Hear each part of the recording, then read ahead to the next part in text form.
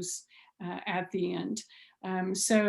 Kyle, without further ado, I'm going to read your bio and then we'll get started. Kyle is the son of an irrigator.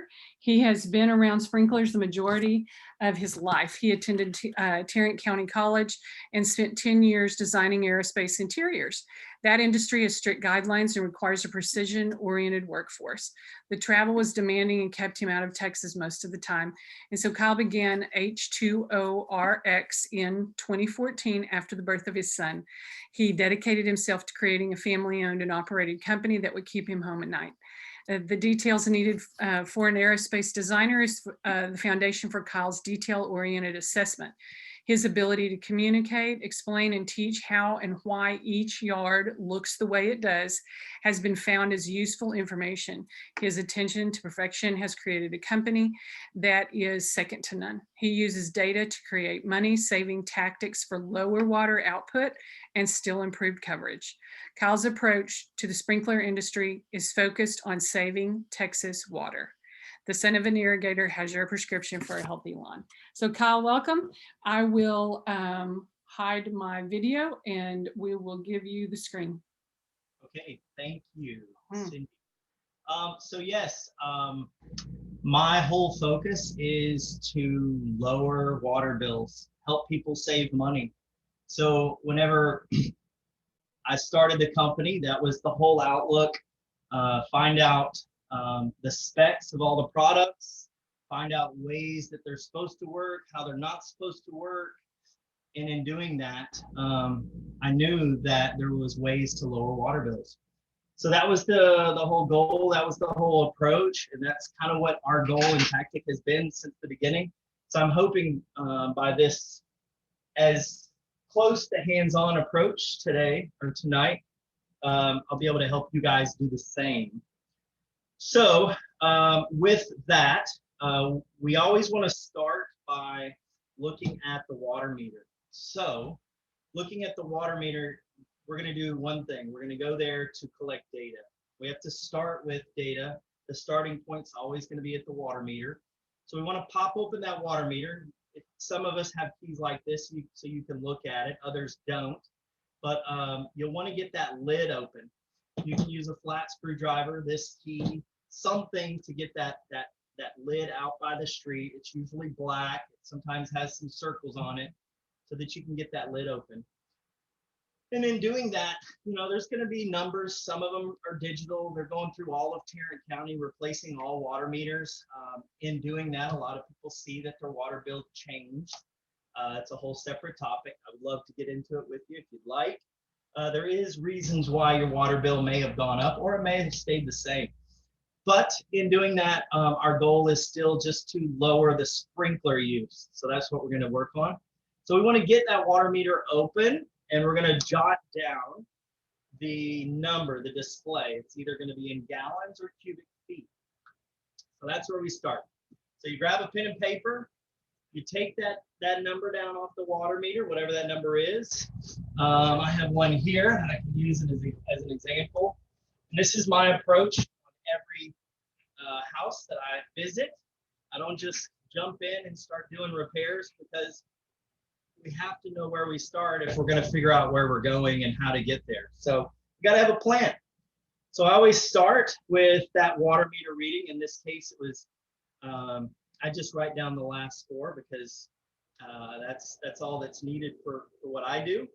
So I write 2472 down and I circle it, it's gallons. So now I know that I'm beginning to figure out how many gallons that I'm going to use after I'm done. And in doing that, I can figure out if my gallon ratio is right for the whole system.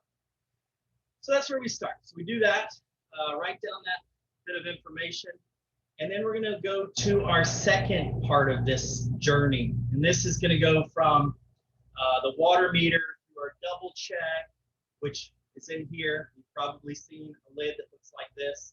We'll go through that. We'll look at pressure on the house. That's going to be needed. Little gauge like this you can get at Home Depot as well, because that will factor into how much wasted water is used or how much the system is being stressed. So we'll look at that as well. Then we're going to go into our controllers. We have to figure out how many minutes we're currently running the system, how many days a week, how many run times are we doing, how many are we supposed to do. We're going to go through that. And then we're going to start looking at sprinkler heads. Are we using rotary sprays? Are we using low flow? Are we using drip? Are we using drip in the flower bed? Are we using drip in the turf? Are we using drip around trees? All of those have different precipitation rates. Precipitation rates are flows of water. So if you're using drip, you have to have a specific type of drip for your specific area. So you can't just put in drip. So there's a whole topic that we'll talk on that as well. And then we're going to get into what's in the ground, how to fix stuff, how to look at stuff, how to see stuff, how to change stuff. And then we'll come back to the controller, because at that point you will know enough information to be able to identify how long your sprinkler system should run, how should you run it to make it most effective. And then we'll go back and we'll look at our water meter to see how much water we use. We'll take that data, we'll turn that into more, it might sound complicated, but I hope that through this journey it'll be simple. Okay, so got our reading from the meter down. So now we go over, walk over to this green box. You'll see it. It's usually this. It's like this. If you don't have this, it's because it's covered up by grass. It's city code to have this in your yard, or somebody did a DIY sprinkler. In that case, you want to not use your sprinklers, because that water is going to contaminate the house water, and that can be a problem. So if you have this, you want to find this metal detector, what we use, or we probe with a stake looking for this. Usually it's near the water meter. Sometimes it's in the flower bed. Identify where that's at. Once when you get there, you pop it open. It's got a lid that has a little catch. Pop it open. And inside, you're going to see something like this. Now, not everybody has these.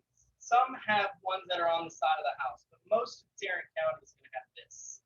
Up in Denton County and other areas in Collin County, there's different types, but most of us will see this. So you'll pop this open, and guess what you see inside? Something that looks like this. So you can see, this just looks like, and sometimes you won't see anything. You'll just see dirt. And when you see that dirt, you don't realize that this device is actually down below the dirt. So you need to carefully dig this out with a garden shovel, lots of water, make it really muddy so that you can get this open, so that you can get your eyes on this. This is called the backflow preventer. This one particularly is called the double check. It allows water to come into the system, into the sprinklers, but if you turn it off and you turn on your faucet to your house, it doesn't let this water come back to your house to contaminate your drinking water. Because over in the sprinkler system, you have fertilizer, you have some water in the pipes that's been sitting there for months. You haven't turned it on in a long time, so it's going to collect nastiness. So we don't want that, because this is a direct connection to your drinking water in your own house. And then, of course, through the water meter, it can go to the city. So you want to dig this up. If you have one that you see like this, these are a common question. What are those? What are those circle things? What are those? I get that question a lot. Why are there two handles? What is that all about?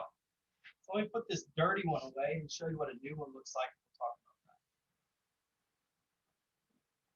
So a new one, these aren't the same size. This is a 3/4 inch. That's a 1 inch. Doesn't matter which size you're using. This one's just as good as that larger one. They still allow the same amount of volume to go through them. But what you'll see is now this one, new, allows water to go in but not come back. And it has the two handles on it. Those two handles, you can just turn off one and it's going to eliminate any water from going into the yard. So if you had a leak or something like that, and you're trying to figure out how to get that leak to stop so that you don't have a high water bill, you can always test that. So you just take that off. That should stop anything in the yard. If it doesn't, it's more than likely on the main line that runs to the house specifically. You'll know that by looking at the water meter. If you see the little dial, usually there's a the silver dial in the middle that rotates, or if it's digital, you'll see the hundredth of thousandth rotating, rolling, counting. If you see that, that means that there's a leak somewhere in the house, toilet, could be in the yard or the sprinklers. So if you want to eliminate that it's a sprinkler issue, pick this guy up, turn that, and if the water meter stops rolling, you know that it's an irrigation problem. If the water keeps going and you have the sprinkler line off, you know that it's something related to your house. So it's a plumber issue. So anyways, we've got water. We're going to allow water to go through. If you want to turn them both off, you can. The only reason there's two is because there's a backflow tester that tests using these cogs. These are called cogs. They will turn both of these off and check the static pressure at this location, check the static pressure at this location, release the water, check it again, check it again. What this is going to do is it's going to tell them that this is working. It's allowing water in, and all three of those, all of those phases are working every single time. So we know it works. Those are the only reasons for two handles. Or if one of them rusts off, you have a second, but then it's not tested. But for homeowners, the big important part of it is to be able to shut it off. And if this one rusts off, well, now you have another one. But if it's properly installed, this stuff won't rust off. You might see this as well. This is code as well on any new systems that have been placed in the yard in the last 8 years. This should be somewhere in line with all this. And what this is, it's just a plastic ball valve. Sometimes it's brass as well. But it gives you essentially a third option. Or if this is broken, it allows me to shut the water off without losing water to the house, replace this guy, have somebody test it, and then kick the water back on. So that is the backflow stuff. So when you see that, just get that garden shovel, slowly dig in there. If it's old like that, it's brittle. So you have to just be cautious. Have your irrigator on quick speed dial, just in case. But that's double check, okay? So moving on from double check, that water runs through your yard in some cases. In other cases, there's a master valve. A master valve is the first valve in the system that essentially eliminates water from going into your yard.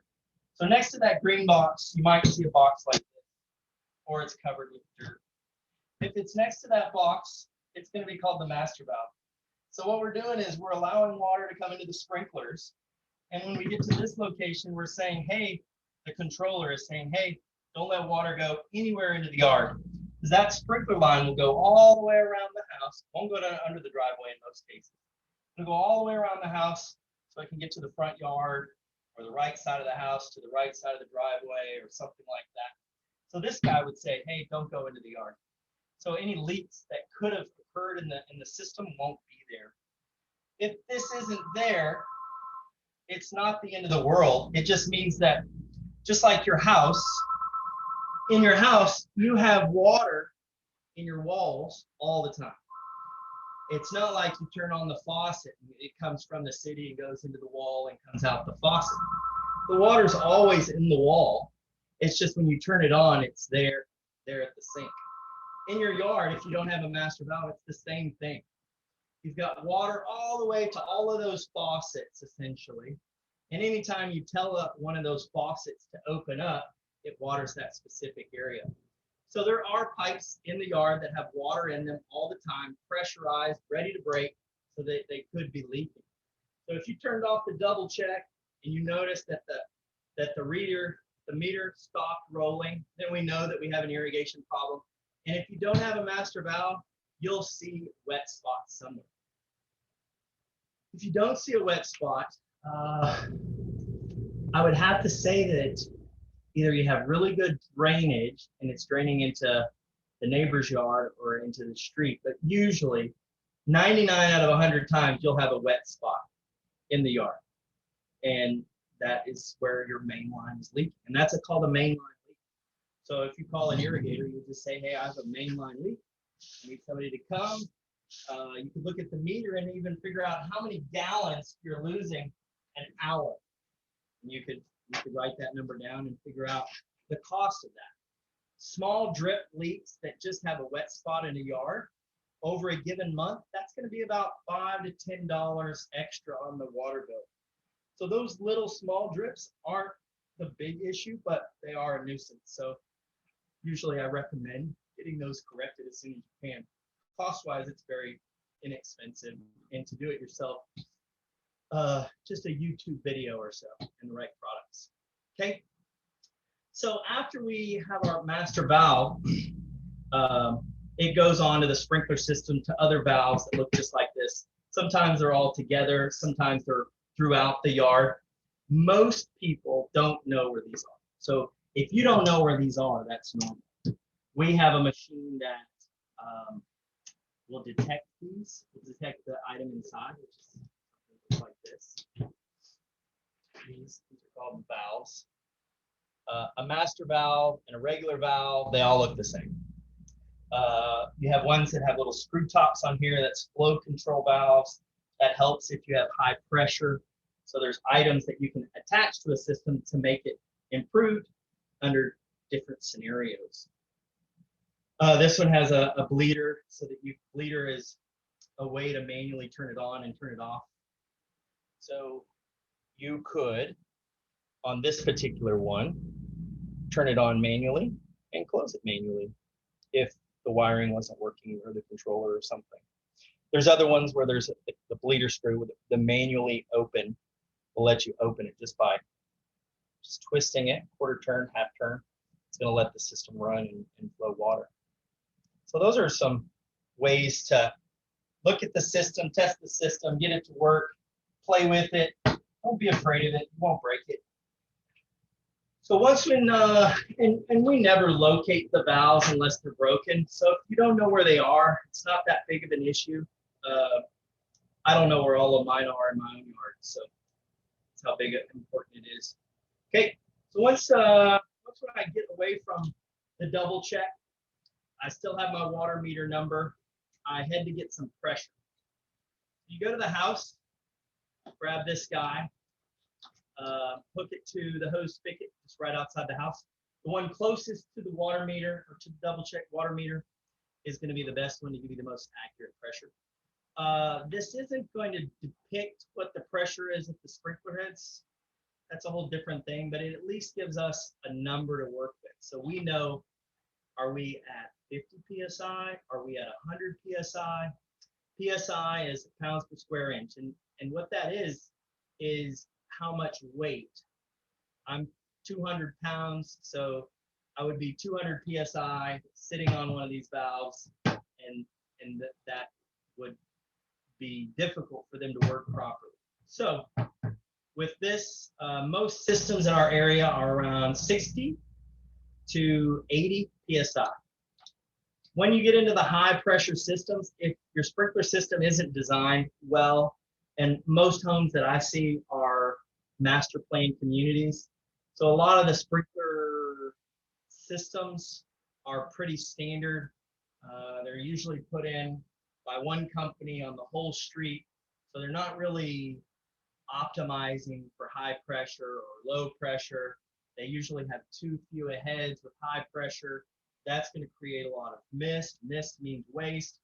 So having this, checking the pressure and writing it down. So in this particular case today, the house that I saw had 96 PSI. So to me, I looked at that, and right away I looked at my chart here because I wanted to see what kind of worst case scenario will we see. 95 PSI, we're going to have 45% of the water making it to the roots in a worst case scenario. That's just a ballpark number. Of course, if there's 20 heads on one zone, it's going to be reduced because the flow will be split, reducing the pressure because volume is going to take control at that point in pipe size. So I just know that we're potentially we're going to lose 65% of that water potentially. So I write that. And then we want to go to our controller. We go to the controller. Here we go. We go in the garage. Check out what we got. I don't have any old ones here. All I have is ones that we install. So I have one here called a Hunter. Not brand specific. I'm always about who is going to give me a product that will help the end user save money. So this one in particular is for the techie people. Techie people who want to have it on their phone, want to be able to see lots of data, accurate or inaccurate, some data, so that they can. I had this controller at my house for a while testing it, and the value that I found in this controller was that I could turn it on and off as I'm driving out of my driveway. Oh, I'm going to work. Oh, I forgot to turn on the sprinklers. Oh, I'm gonna just run a quick program and let it do its thing for that day. So this one here is a great product to do that. The controller itself is basic, but if I wanted to make it connect to my phone, there's another part, slides in, and it makes this a Wi-Fi controller. That then can go to your app. You can then connect it to the internet. You can connect it to, Hunter has a HydroWise app that allows you to connect to a weather station, giving you data, telling you it's going to predictive rain, it'll shut off. If it's rain, it'll collect data and not have it run. If the weather is cooler, it'll reduce how much water it's putting on your yard. If it's hotter, it'll increase how much water is being put on your yard. The only downfall with this is with Texas, we have rain that is very sporadic. So if it's raining across the street, sometimes your yard won't receive any rain. So something like this may have a few hiccups that may force you to back out of your driveway and see that it's too dry because it didn't rain at your house and run a quick program. So it's an option. There's another controller here, which is the one that I currently am using. And all of these start off as a basic controller like this. This is a Hunter X Core. You might have this one in your garage. This one says here, there's an item category here that gives it a smart feature. It's called this right here. And I guess you can't read that, but it says Solar Sync.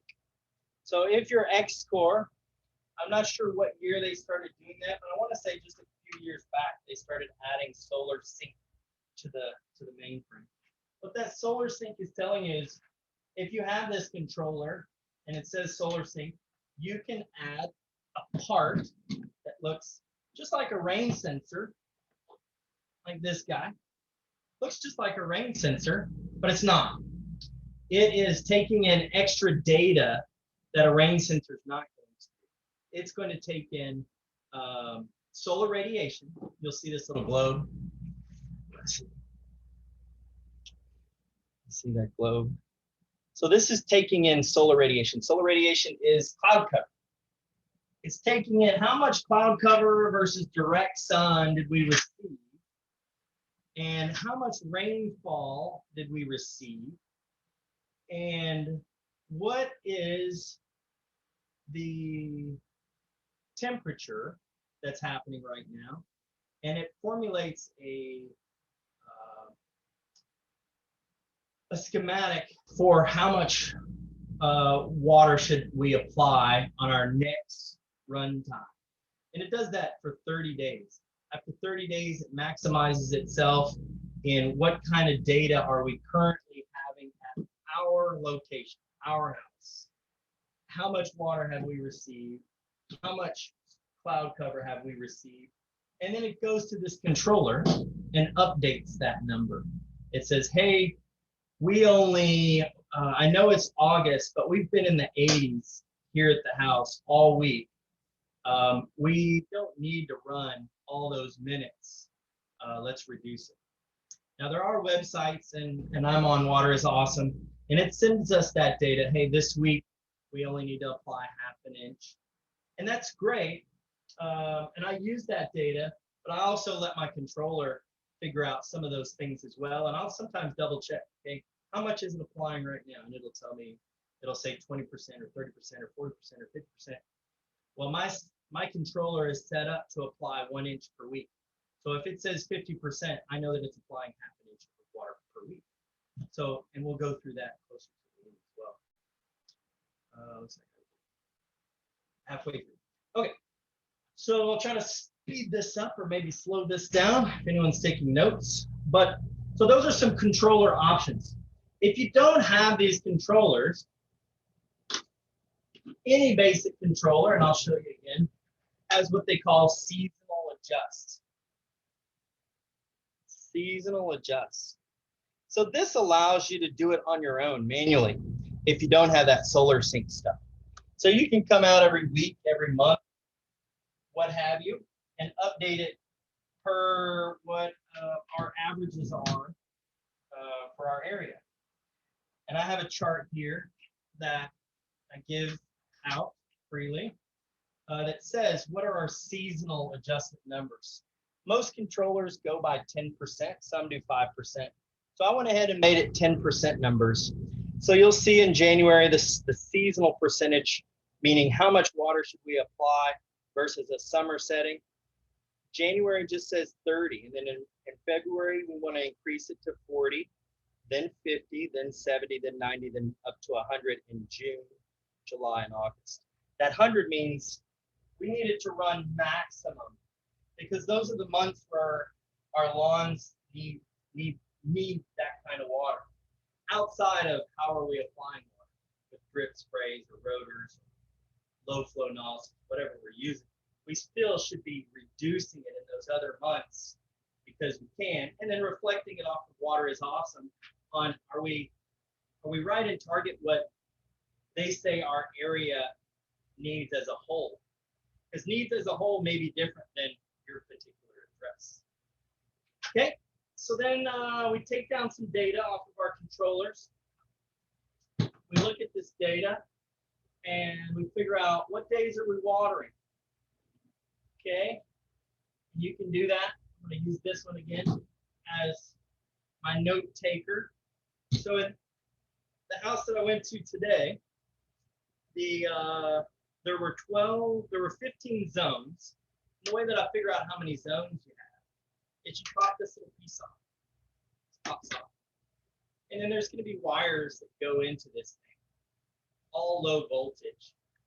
And it'll have numbers on them, and it'll tell you how many zones that you're running. Sometimes I'll have customers that will talk about, I have 5 zones. You know, I'll pop this open, and I see that there's 6 zones. Well, they never ever realized or even knew that they had a 6th zone, a foundation drip zone, because they never saw it, and so they didn't think that there was anything. So they had 0 minutes on their controller for that foundation drip zone. So it's good to know, do I have all of them, all the data, and am I accounting for all of those zones, or is one of them not working, or is it drip that I didn't even know that I had? So it's good to know that. You'll also see in this one there's a P category, and that's for that master valve. So if you have a master valve in your yard, you're going to see that it says there's going to be a wire in that slot, and that's how you know if you have a master valve or you see it in the yard next to that check. Okay. So this system had a master valve. It also had a rain sensor, but it wasn't working. Rain sensors, you can do a couple things. You either have the rain sensor that tells you by a blinking light that it's active. A blinking light could also mean, in some rain sensors, means that the battery is dead, that it's not actually communicating. If no lights are on it at all, that usually means that it's broken. But an easy way is to just go out to that rain sensor. Maybe you can't even find the rain sensor. If you can't find the rain sensor, it probably isn't working. But you'll go out there, just pour a cup of water on it, and then go back into the garage and see if the rain sensor's lit up red or telling you, indicating that the system's no longer running. The controller should be corresponding with that. And the controller LED should be reading off, or sensor. it'll be telling you that it's not going to water. But if you can't find the rain sensor, I highly suggest doing that. Having a rain sensor installed is going to save you a couple $100 a year. Now that's on average. Depends on kind of how much water you put down as well. But on the average home that I see, it saves them about $200 because we're usually watering at night. We don't know that it's raining. Most of us don't turn off the system, and we end up watering through the night with the rain actually falling. Okay, so we write down the days. This person was just doing Sundays, and we write down how many start times. All these categories are called out on here. So I've got watering days, so that was on this case Sunday. And we also have start times. So I flip over to that category, and the start times in this case said 12 a.m., 2 a.m., 4 a.m., and 6 a.m. So in this case, it was going to turn on 1, 2, 3, 4 times and run whatever minutes that were indicated in the controller to do. So it was going to run 4 times, 4 laps. Some cases that's an accurate thing to do. If you're on a hilly slope and you've got really porous soil or clay loam or clay soil, you can't apply too much water without creating runoff. So in his case, he didn't need that. He was on a pretty flat surface, but the more run times you have on a given moment and the smaller your minutes, the better off you're going to be because you're reducing runoff, and runoff is wasted water. Okay, so in this case, 12, 2, 4, and 6 a.m. And his run times, I flipped over to that run time category. The first zone was 10 minutes, the second was 5, and it went through 5, 5, 5, 5, 13, 13, 5, 5, 10, 10, and 3. I wrote all that down. And then we've got our data. So we've got enough information to go start turning this thing on and going to look at the yard. So we've got our pressure, we know our controller, we've got our run times, we've got our information on the double check and our water meter info. So we're just going to turn this on. All of them are different, but you want to run it for a minute or 2. I usually do 2 minutes on each of the zones so I can get an idea of what we're watering. So we have on the first zone, flower bed drip. So with drip, you got lots of things to think about. With drip, if you just go to Home Depot, most of the time they're going to sell 1 gallon per hour drip. 1 gallon per hour drip is specific to root balls of trees. A huge space for water to flow before that area is full. So with trees, it's okay to flow water really fast. It's not going to really run off. It's going to go into some roots. So drip, they all look like this, but it doesn't, and most of them will have the numbers worn off. So you can do a couple things. You can put a cup, you can dig it up, put a cup here, and let it run for an hour, and a measuring cup, and see what that measuring cup does. Did it do 1/4 of an inch? Did it do 1/2 an inch? What did it do? I mean, a rain gauge. Make a rain gauge.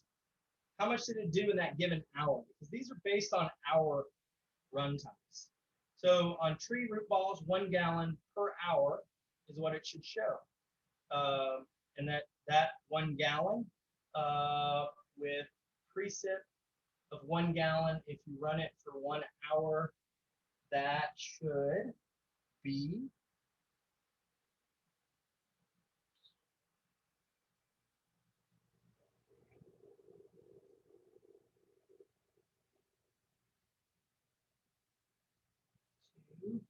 about 1.5 inches. So if you ran it for an hour, it's gonna, and it was 1 gallon per hour, it's gonna put down about 1.5 inches of water. And all we really need on a weekly basis is 1 inch. So that's gonna depict how many minutes that our controller needs to be set for, because all we really need to put down is 1 inch. So we'll figure out that data on how to get that 1 inch. Okay, so that's trees. Flower beds, the soil is usually mulch. It's not a walked area. So the precip rate is going to be a little slower, 0.6 gallons per hour. So a little bit over a half a gallon every hour that it runs. And then in your turf, most parkways per code, especially in the city of Fort Worth, has to be drip underneath that grass. So that drip is supposed to be 0.4 gallons per hour. 0.4. So that means it's flowing really slow. That soil is really compact, high traffic. It's under that grass. Usually has bricks all around it if you have soil like my house.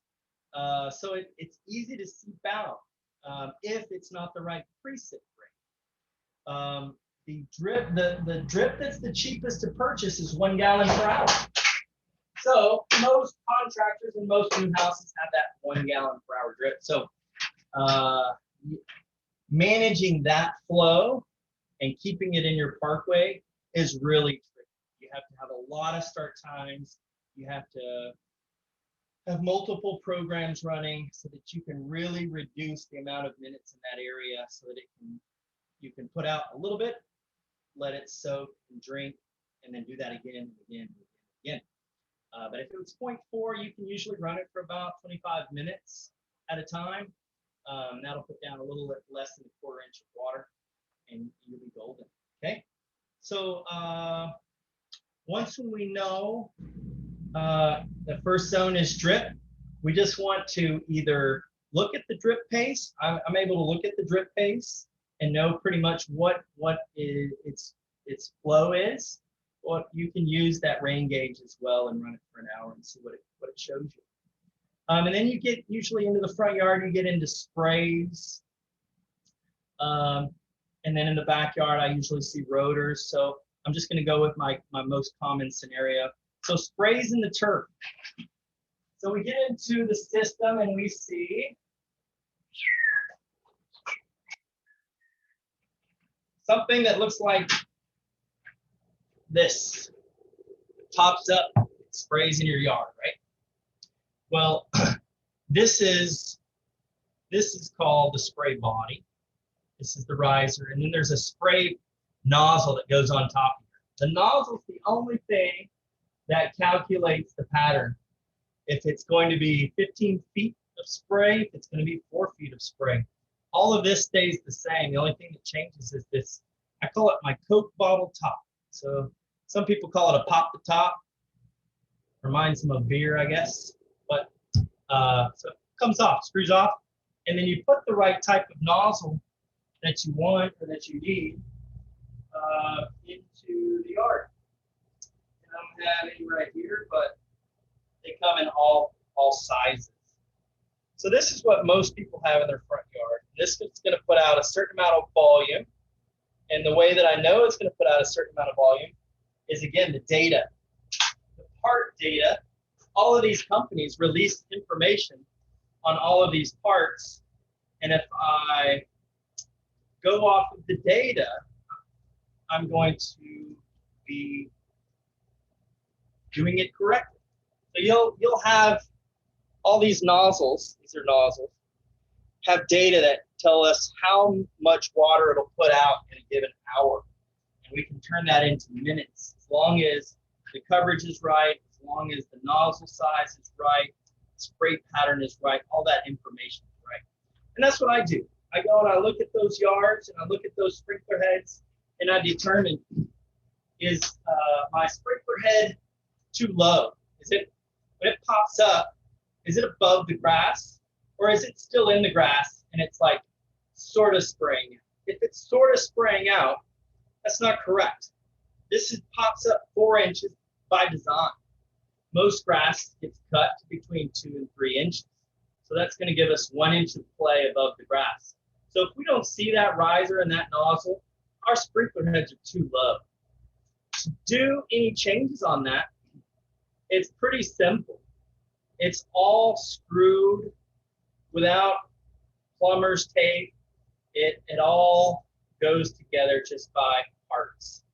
This one has a nipple and a riser because this one essentially was too low, so a part was added to bring it to where this top of this sprinkler head here is level with soil.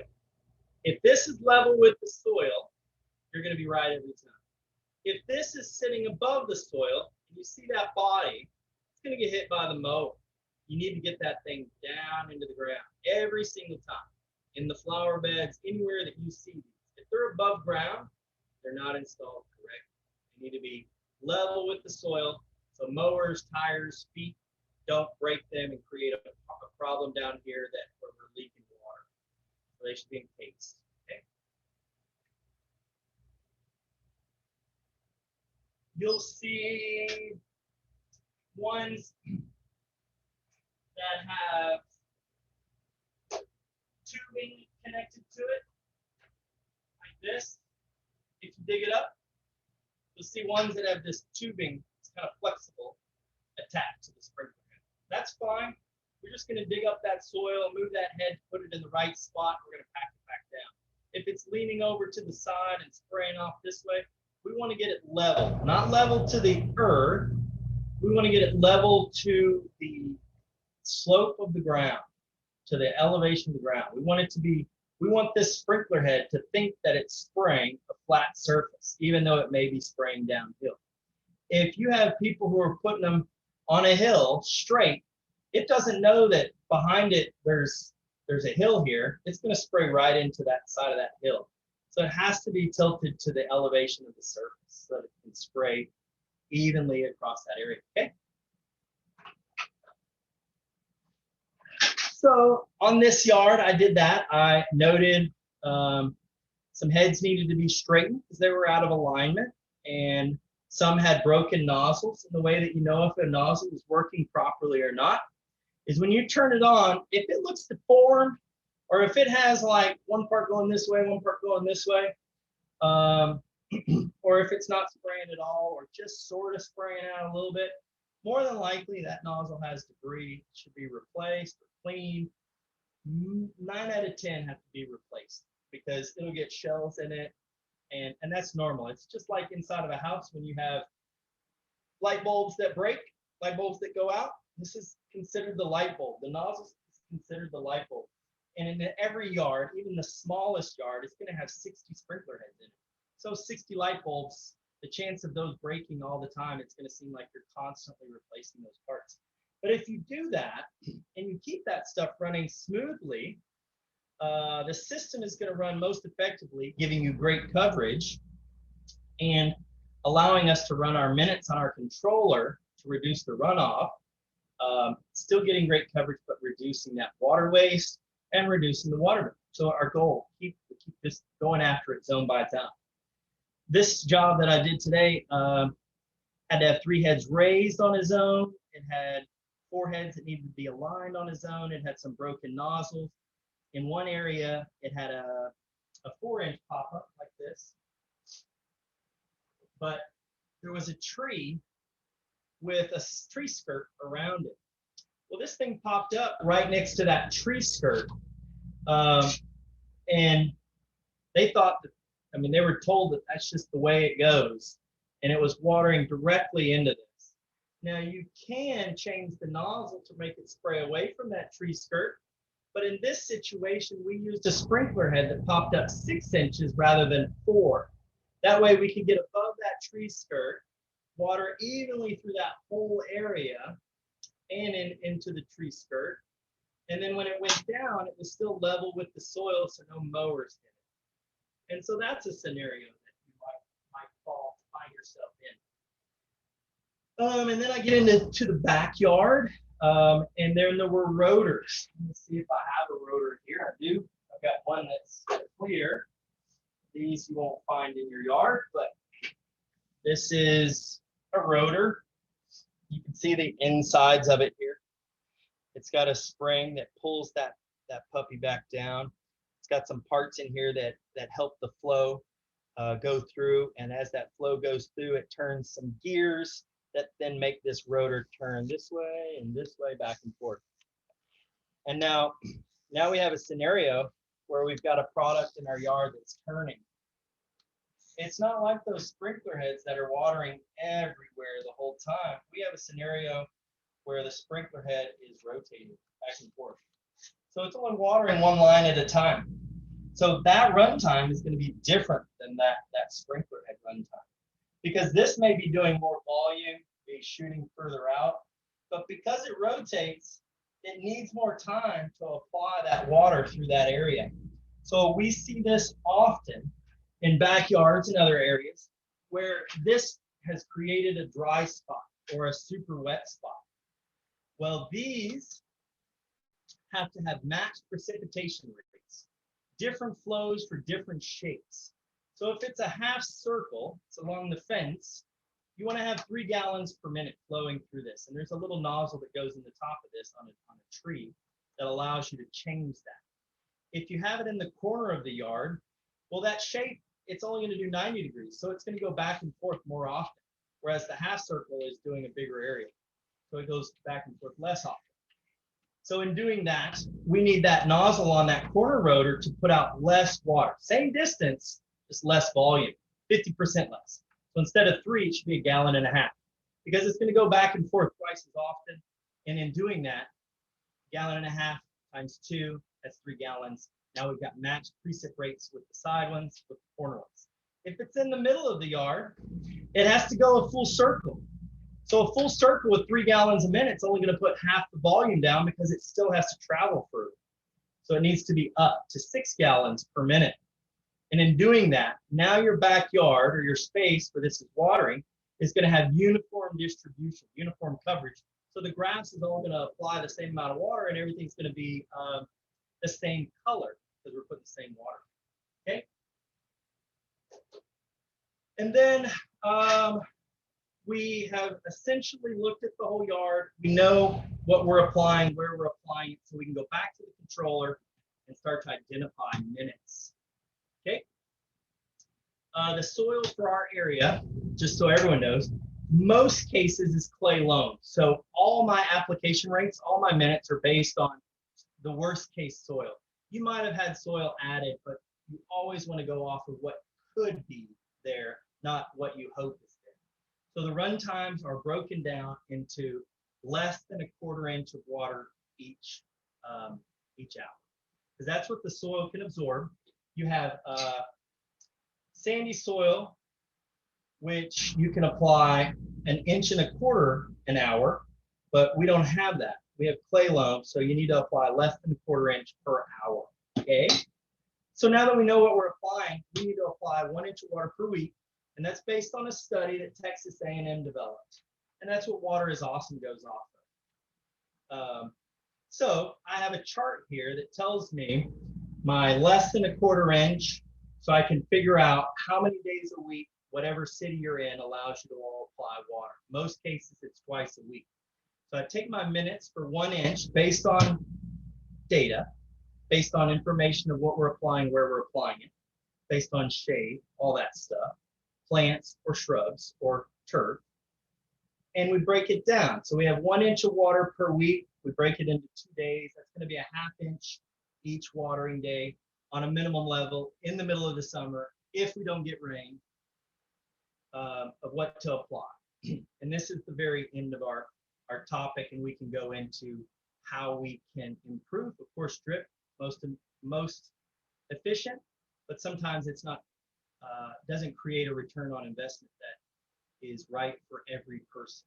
Okay, we'll talk about that with your questions. So we have 1/2 inch per watering day. Okay, that turns into a certain amount of minutes based on those areas. And then we want to apply less than 1/4 inch on those watering days, adding up to 1/2 inch. So we're going to break that 1/2 inch runtime minutes into 3 parts. So now we're applying less than 1/4 inch each time we throw water out, and we let the grass or the plants drink that water, so that we reduce the waste of runoff, so that we actually get to use more water and our run times can be reduced. Okay. Now we're running minutes that are based on less than 1/4 inch each time. So in this case, we had flower bed drip. Flower bed drip less than 1/4 inch is going to be 10 minutes. So that's 10 minutes for 1 run time. And then front yard sprays, it's going to be 6 minutes. That's less than 1/4 inch. And then we have left side of house. That's a shaded area. So we're going to take off 1 minute for the shade. Not everyone has shade on the side of their house, but this one did. So it took off 10% for that. And then in the backyard, we had those rotors. Well, the rotors to put down less than 1/4 inch if the precip rate is matched. If it's current and they're all 3s, this won't work. But if they're matched, 22 minutes. Sounds like a lot of minutes, but it's the volume that's going to be the same. Apply less than 1/4 inch. And then if we were in the turf, less than 1/4 inch in the turf is 16 minutes. And we have a whole slew of numbers here based on the data. So we put those minutes together, find out how long it takes to go 1 time around the house of less than 1/4 inch. And then we figure out what time to turn it on. We start with 7 a.m. That's because the sun is up, and that's our last run time of the 3. We start with that number because we want to see it start with 1, go around the house, just in case if it's raining and it's running, we know that our rain sensor is not working properly. Or if our wife drove over one of the heads by the driveway and it's leaking all into the street. With the lights on, we're more apt to catching a lot of these problems that are happening in the irrigation system. So we do that 7 a.m. run time, and then we back up from there. In this case, the run time was really long, but let's just say it was 54 minutes total. Then we back up 1 hour and run that at 6, back up 1 more hour, run it at 5. That gives us 3 run times. We set it up on our days of the week, which if you're an odd day, Wednesday, Saturday, if you're an even day, Thursday, Sunday for the restrictions of the city, and that gives us 1 inch per week. So that 1 inch per week is our 100%. Then all you have to do is keep up with the seasonal percentage per month. In March, it's 50%. So instead of applying 1 inch, we would just turn that dial to seasonal adjust, put it at 50%. We're applying 50% of the water that we would in the summer, and you're not going to oversaturate soils and stuff and get it off on the wrong track.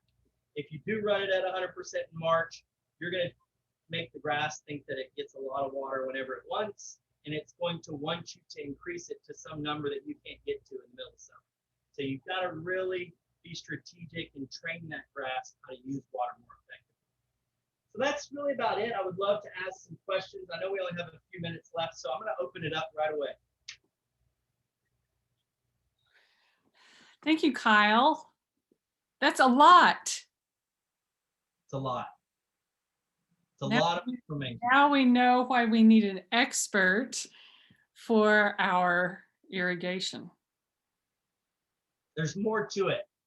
Yeah, absolutely. So tell us a little bit about the sprinkler evaluation program that you're part of within the city of Grapevine. And if you would please provide your contact information for those folks that might be interested in having an evaluation.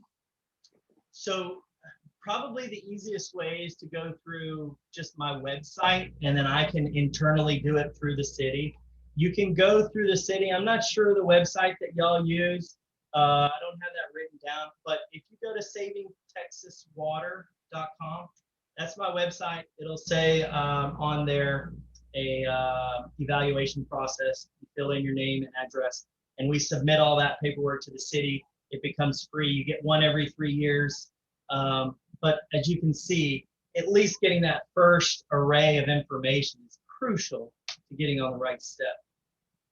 Yeah, absolutely. So again, attendees, his website is savingtexaswater.com. And if you'll go there, again, you're going to fill out the information where it says evaluation. Is that right? Uh-huh. Mm-hmm. And then you'll provide your information, and he submits it to the city and provides an evaluation for your residential irrigation at no cost. And so we're going to go ahead. Let's see. It's close to almost 8 o'clock. If nobody has questions, I think everybody knows, you know how to reach Kyle at his website. Email me if you have additional questions afterwards. we want to remind you that we have our Don't Mess with Texas Trash Off coming up in April. I'm going to try to share my screen and see if I can get that information up for you guys. Hold on one second. That's our trash off information. So if you want to join us, we'd love to have you join us on Saturday, April the 24th from 9 to 11. We're going to be participating with other Keep Texas Beautiful affiliates and observing our Earth Day. At the same time, we will have several locations for you to get involved. Also, at the end of the lecture this evening, you will have the opportunity to take our survey. It's going to get your feedback on what you felt, how you felt about the lecture, and if it met your expectations. And also, if you have questions, again, to send to Kyle or suggestions for future topics, we would love to have that. I want to thank Kyle Jenson for presenting to us tonight. Also, real quick, Kyle, are you still with us? Yeah. Okay, I have one question from an attendee. She wants to know, is it possible to adjust the amount of water that go to individual zones so that the sprinklers in the zone get more pressure? In the zone get more pressure? Yeah.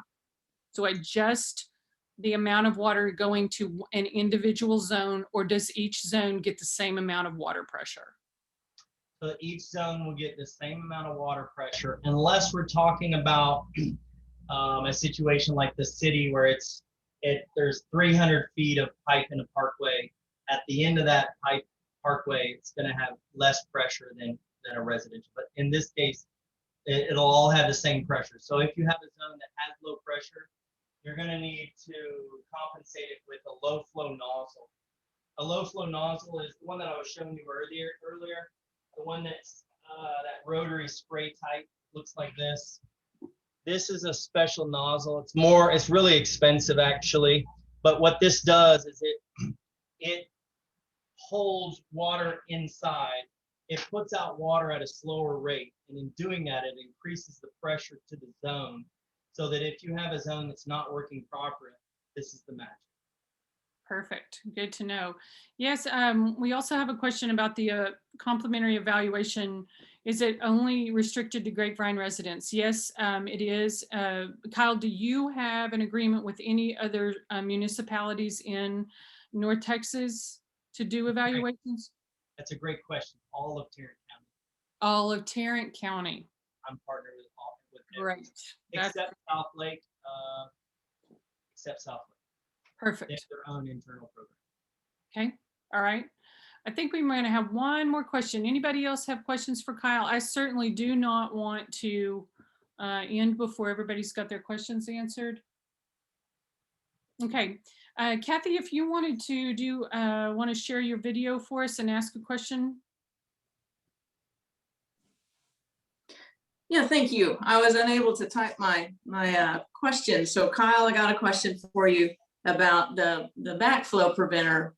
How do you know when you should change that out? Because it sounds like it's pretty important, because you don't want to contaminate the drinking water supply. And can you do it yourself? Great question. So the answer to doing it yourself is, it really depends on the individual. It's almost like asking if somebody can tune up their car, or something like that. It can be complicated, but some people can, some people cannot, because it is threaded. It does take special parts to thread it into a new one. You can, the city does allow you to put one in yourself if you want, without a permit, without a permit, you can do it with whatever you want.